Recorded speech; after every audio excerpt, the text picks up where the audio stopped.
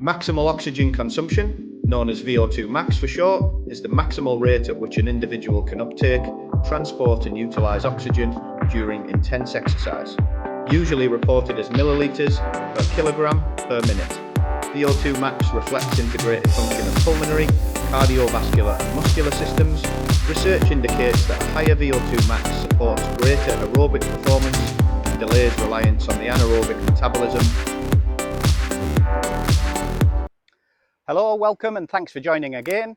This standard level session explains VO₂ max, what it is, why it matters for endurance performance and the physiological and environmental factors that influence it. More specifically, we'll look at how training can change it, testing methods and practical coaching implications. We'll examine mechanisms, including the Fick equation, and look at potential training prescriptions. Use the timestamps in the description to jump to the sections you find most relevant. The objectives you should achieve by the end of this video include being able to outline how VO₂ max can be influenced by age, sex and training status, and lastly, explain running economy. Not many objectives to cover for this content, but this will allow us to examine the factors that affect maximal oxygen consumption and how it can be developed much more closely. The equation, shown on screen now, was developed by Adolf Fick and explains what determines oxygen uptake by the body. Cardiac output, abbreviated as Q, is the product of heart rate and stroke volume and is the amount of blood the heart pumps around the body in 1 minute, also shown on screen now. The term arterial venous oxygen difference is how much oxygen the tissues extract from each litre of blood as it circulates. The significance of this framework is that the Fick equation provides a direct link between oxygen delivery and tissue metabolic demand. This means maximal oxygen uptake, that is VO₂ max, can rise either by increasing cardiac output through central adaptations like higher stroke volume and heart performance, or by improving peripheral extraction like more capillaries, more mitochondria and oxidative enzymes in muscle. We can use this simple framework to separate central from peripheral factors when discussing endurance performance. Central factors relate to how much oxygenated blood the heart can deliver. Stroke volume is the amount of blood pumped each beat. Endurance training enlarges the heart's filling chamber, improves diastolic filling and contractility, and raises maximal stroke volume.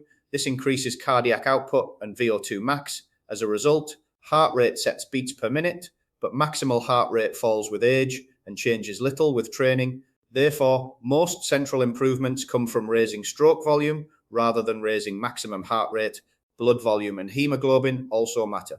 More plasma volume improves preload and stroke volume, while higher hemoglobin increases the blood's oxygen carrying capacity. Additionally, altitude exposure can stimulate red blood cell production and raise hemoglobin over weeks, which can also support improvements with VO₂ max. Muscles and blood vessels determine how well oxygen is extracted from blood. Greater capillary density around muscle fibers improves oxygen delivery right where it's needed.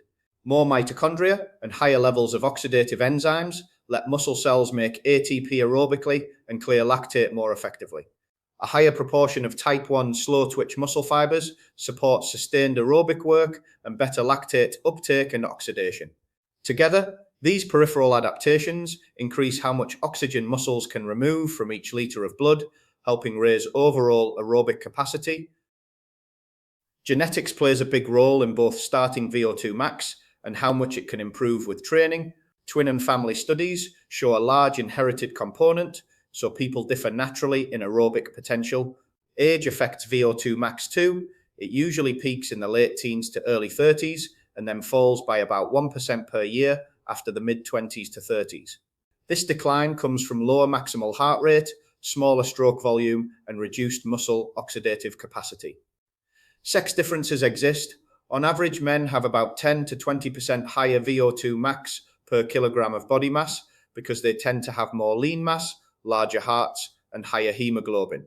When you compare per unit of fat-free mass, the difference is smaller. These are population tendencies. Training should be personalized, and individual variation often outweighs simple group averages. VO₂ max can be expressed two ways.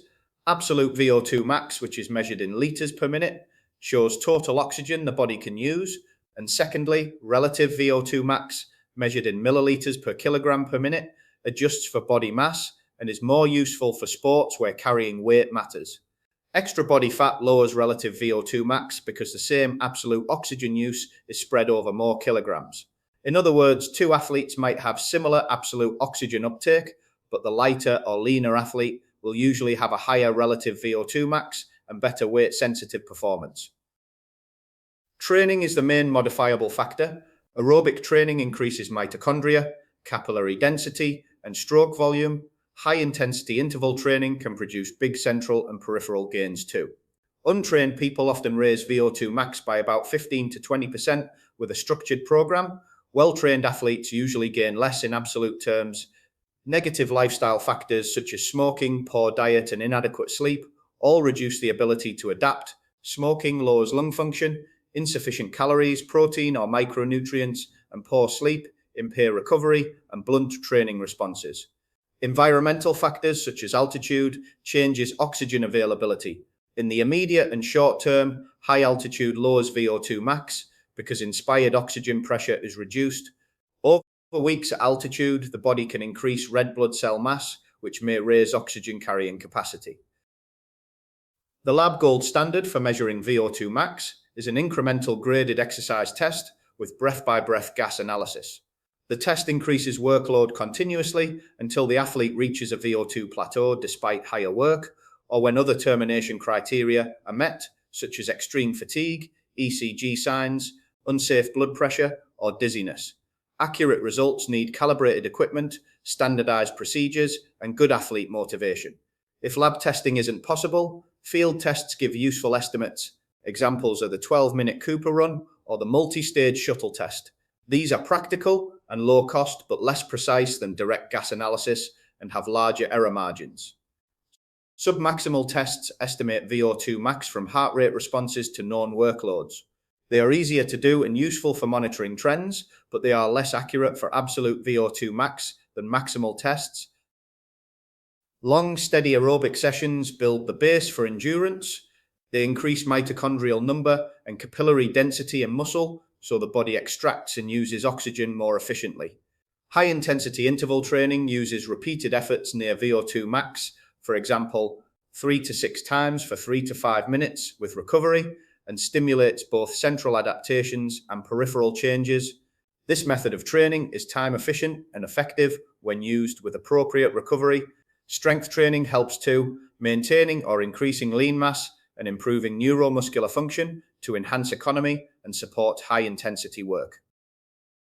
VO2 max measures the maximum amount of oxygen someone can use, but it doesn't fully predict race performance. Running or cycling economy, how much oxygen you need to maintain a given speed, matters a lot. An athlete who uses less oxygen at the same pace will perform better even with the same VO2 max, as shown in the graph. Lactate threshold, that is ventilatory threshold, is also critical. It's the highest intensity an athlete can sustain without rapid lactate buildup. If two athletes have the same VO2 max, the one with a higher lactate threshold, able to sustain a larger percent of VO2 max, will usually last longer and race faster. Effective coaching therefore targets VO2 max plus economy and threshold through technique work, pacing, specific intervals, and strength training to get the best real-world performance. In this section, we'll take a look at a hypothetical scenario for maximal oxygen consumption. Based on the content covered so far, can you apply some evidence-based solutions addressing the factors influencing VO2 max for the given scenario? Let's see. Pause the video after the scenario is revealed and construct your answers.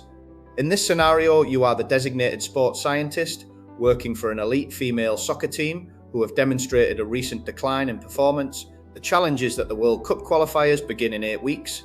The team needs to optimize VO2 max across all age groups while considering individual circumstances. Your task is to provide evidence-based solutions addressing the factors influencing VO2 max in this diverse group of athletes. Let's take a look at the scenario specifics and the relevant data. Pause the video as it appears on screen. Construct your solutions and suggestions now.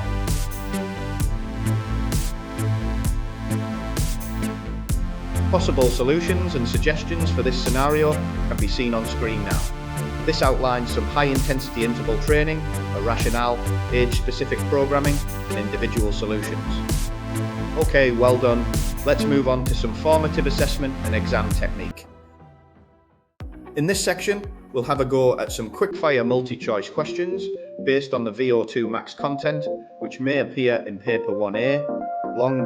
Pause the video here, have a go and see how you get on. Let's take a look at the mark scheme so you can self-assess.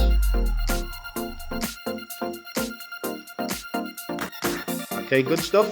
Next, let's have a go at some data-based, short answer and extended response questions which may appear on paper 1B, paper 2, covering the VO₂ max content. For possible short answer and extended response style IB exam questions, you may be required to define VO₂ max, present the Fick equation, and identify central/peripheral determinants, discuss genetic and environmental inferences, propose training prescriptions with mechanisms, or outline testing protocols.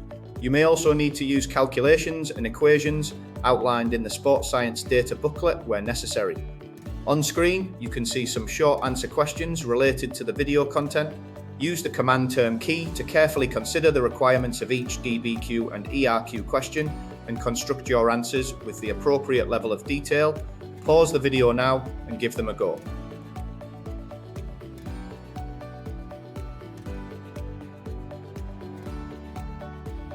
Okay, let's take a look at the answers and see how you performed. Take a moment to pause the video here to reflect and self-assess.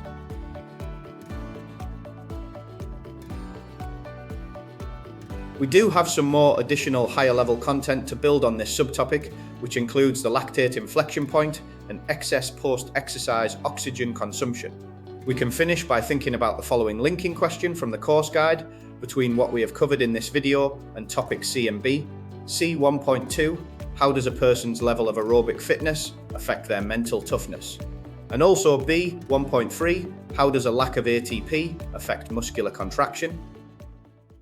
If you found the VO₂ max subtopic interesting, you may wish to pursue a scientific investigation in this area. On screen, you can see some sports science internal assessment ideas and key considerations you may wish to use to support with formulating a research question. To summarise, VO₂ max is a central marker of aerobic capacity determined by cardiac output and peripheral extraction, genetics, age, sex, body composition, training and environment influencing. Training can raise VO₂ max via central and peripheral adaptations. However, economy and lactate threshold are equally important for endurance success.